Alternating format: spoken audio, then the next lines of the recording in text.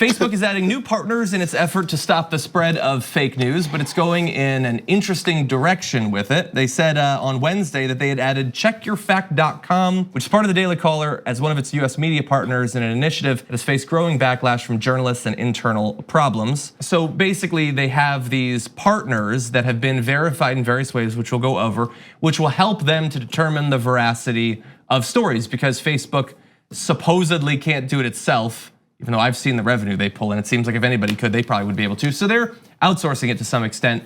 But let's talk about who they're adding, because now we have checkyourfact.com. That is billed as a fact check department of the Daily Caller, and the site says it's nonpartisan and loyal to neither people nor parties. I think they mean specific people. Hopefully they are loyal to people in general. Not even like people. The concept of people? Nope. Who do you serve if not? Anyway, it has dedicated reporters rating content as true or false, and says it is a for-profit subsidiary of the Daily Caller Inc., of which Tucker Carlson is a majority owner, which the topic is fact checking, and Tucker Carlson, his company, is involved in this.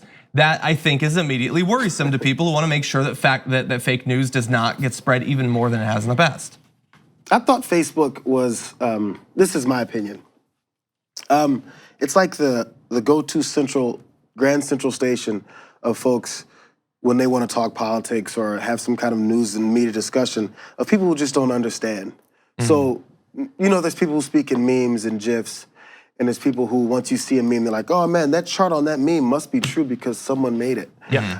I feel like that's where Facebook lives. And I thought that was just a lot of times with the users. A lot of times, my mother, uncles and stuff who are kind of new to the internet, maybe they'll get fooled by Facebook more than I would, but it seems Facebook doesn't get it either. Because then they partner with people and maybe they did their research and they just don't care, or they didn't and just followed the meme trail and found the Daily Caller's branch to find a fact check. The irony of that, it seems like you have to plan it out to get it that wrong. There's a couple things. First, I used to work in an era of the internet where the kind of person you're describing used Yahoo Mail and Yahoo everything. And that I think is what Facebook is now. Because Yahoo Mail was presented in a way, it was like after AOL, where it was like, mom signed up for this email address so she could have some email. And then it also kind of put everything together in a way where you could read your email and get your news and do everything as a one-stop shop. And I think that's where Facebook saw an opportunity, and it went from people who are exactly our age at the beginning, who were really focused on getting to see pictures of their friends. But then as they kind of moved on from that, it turned into a wildly different beast. And now, the other part of it is it seems like they're trying to balance things out. Their idea of fact checking isn't fact checking using empirical approaches, but rather fact checking where you cancel everything out by having not just a left-leaning fact checker, which itself is nonsense. A fact checker is a fact checker, and then a right-leaning fact checker. Well, and yes, and I don't even know what is a left-leaning fact checker. I don't know. I don't know. That's sort of the issue. You have traditional nonpartisan fact checkers, and then you have spin-offs of right-wing media sites. That's not balanced, really, I would say. And the issue too is that, let's say that Facebook, I got those mixed up. Let's say that Facebook had no inherent bias whatsoever. And they were gonna set up something like this. You might think, okay, well then they're gonna get several different types to balance each other out. But the issue is that we know the pressure that they're under. And the pressure is that the right wing complains constantly that Facebook is biased against them. The left and the center don't say anything. And so it inherently, how many different initiatives has Facebook started up that have been biased towards the right because of the complaining and constant whining of the right? In any event, I wanna go a little bit more into depth into this particular example and see, in general, we may not like this idea. In this particular case, is it actually a bad thing? So asked about its collaboration with the Daily Caller, a Facebook spokesperson noted that any news organization can apply to join the program after it gains certification from the nonpartisan International Fact-Checking Network run by the Journalism Institute Pointer. Pointer could not immediately be reached. So they apparently are going through the same process that others might. So we decided we would take a look at some of their fact checking and see how trustworthy it actually is. So like a lot of these, not necessarily like PolitiFact, but like Snopes, for instance, they have different sorts of fact checking. So some are like this: is Beetlejuice 2 coming to theaters? And then at the bottom it says verdict false, so I got excited for nothing. Thank you, checkyourfact.com. Apparently it was just a fan thing, but okay, they're fact checking that. That's technically true. And then they have checks of memes, which is also popular on, I think PolitiFact might do some of this, but also Snopes as well. So if we bring this up, you'll see a meme that was spread. Teddy Roosevelt supposedly saying, to anger a conservative, lie to him. To anger a liberal, tell him the truth. He didn't say that.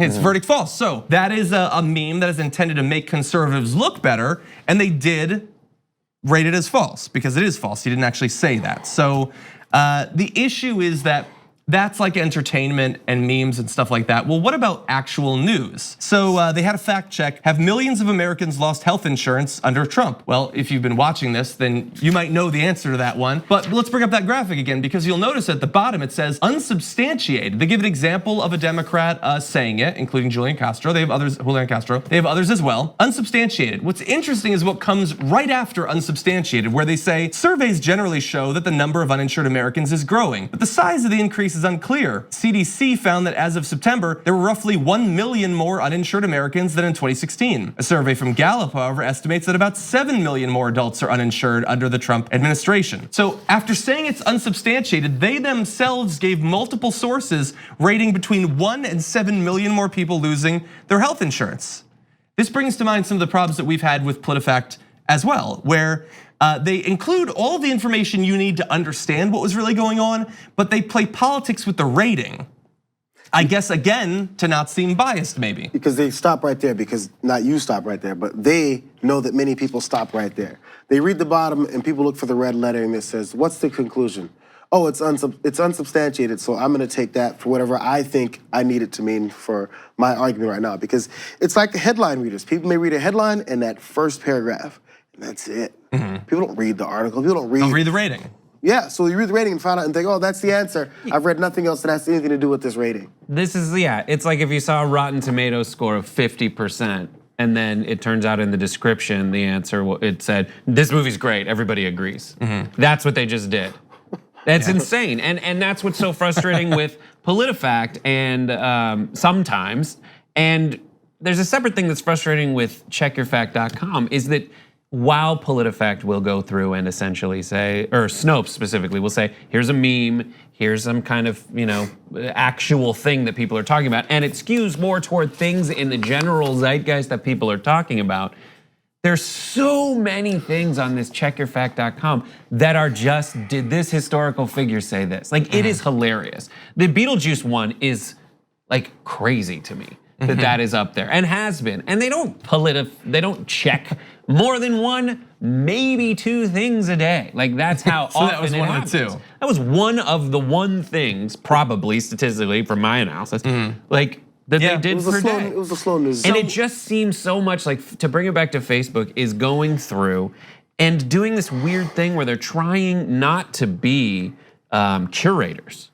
They're trying to still be a kind of an or a platform, and then they're putting these like half measures in place to kind of skirt responsibility and skew toward the politically expedient thing versus what is actually the right thing to do. Yeah, that's what it seems like to me. Because why would, I guess they're saying in this world, I guess we're a techie kind of place where we just want to get a lot of different people's advice, try a lot of different things, and it is so frustrating from not just an end user, but also from someone who's in the business that can be affected by these decisions so much. Yeah, so we also wanted to find out, in general, so we looked at a few, but that's anecdotal. In general, how accurate is checkyourfact.com? Well, there's a website, Media Bias Fact Check, that checks other outlets actually and sees how reliable they are. They said overall, we rate the Daily Caller strongly right biased based on story selection that almost always favors the right and mixed for factual reporting due to numerous failed fact checks. The Daily Caller is a source that needs to be fact checked on a per article basis. That of course is the Daily Caller though. And so they do choose things that are generally gonna make the right look good. They have themselves failed fact checks. Now they've spun off this other thing. So it gives us some indication that, hopefully their spinoff will be more successful than their attempts to fact check themselves have been, but they're using many of the same staff. So honestly, I don't know how much more trustworthy it'll be. In general, it doesn't seem like Check Your Fact has been blatantly wrong, although they have played games as we described. So At the end of the day, I guess part of the reason why I'm not as outraged as some people about Facebook hooking up with Check Your Fact is because I've been following Facebook over the past few years, and I have no faith in them whatsoever in any of this. They seem to be, they waited way too long to do anything about this, and their efforts, I would say, have been generally laughable. Well, they're trying to They're cover. so worried about offending people on the right who are being completely disingenuous and are not engaging in this in an intellectually honest fashion that I don't see what system they could set up that would be sustainable and would result in actual less fake news. Yeah, I feel like where they are geographically and in terms of how their relationship to all the data, they should have all the answers. Yeah, you know. Let me just read one more thing, just because I forgot that we also had the Check Your Fact media bias fact check. They said if Check Your Fact tends to select fact checks that are more favorable to the right. For example, they're more likely to select a true statement by a Republican and a false statement by a Democrat, which people should understand that. And the issue is that once it's filtered through Facebook, people will not understand that. They'll think it's Facebook telling them this stuff. But even that, I'm not that shocked by. Like PolitiFact will rate the accuracy of statements. And then you can look for a particular politician, what percentage of their statements turned out to be true. And I see people use that statistic all the time, even though it doesn't mean anything.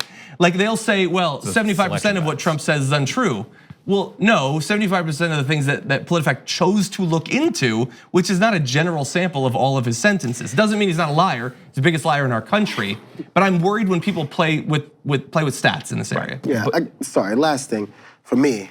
The Teddy Roosevelt thing, if you have to fact check whether or not Teddy Roosevelt said a good thing about conservatives and a bad thing about liberals, you shouldn't have been basing anything you're thinking on Teddy Roosevelt. So you think if you post a meme about Teddy effing Roosevelt on someone else's page and then they go, oh, I'm gonna change my mind because Teddy Roosevelt, who I don't really care about when he died years ago, said or didn't say is gonna change my argument with you about healthcare in 2019. It's not the fact you have to scour through memes because people like use them as argument pieces is already the first problem we got. And number two, Ma, I'm sorry, I love you. You don't actually use Facebook for these things. You just like to use it for everything else, and I don't like it. That's what I meant to say. I didn't mean to say that you follow memes as a political argument. My bad, Ma. Yeah, at the end of the day, this is pretty much all about Jayar's mom. The TYT Plus app is now available on iOS and Android. Download to get more TYT content at tyt.com/app.